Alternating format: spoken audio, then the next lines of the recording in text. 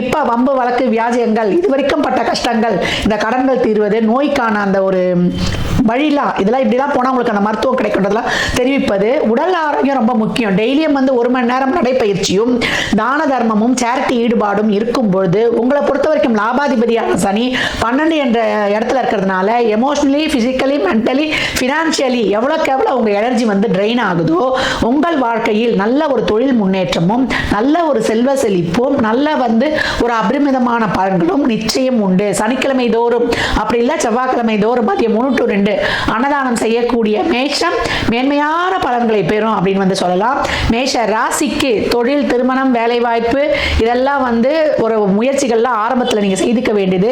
ஜூனுக்கு அப்புறம், செகண்டுக்கு அப்புறம் குரு உச்சமான உடனே உங்களுக்கு நடக்கக்கூடிய பலன்கள் எல்லாமே இதுவரைக்கும் நடக்கல செய்யலன்றவங்களுக்கு உங்கள் தசாபுத்திகள் சிறப்பாக இருக்கக்கூடிய பட்சத்தில் நீங்க ஒரு ரிஷப லக்னமா, ஒரு கடக லக்னமா, ஒரு கன்னி லக்னமா, ஒரு விருச்சிக லக்னம், மகர லக்னம், மீன லக்னமாக இருக்கும்போது கொஞ்சம் வேகமாக பலன்கள் நடைபெறுவதை கண்கூடாக காணலாம்.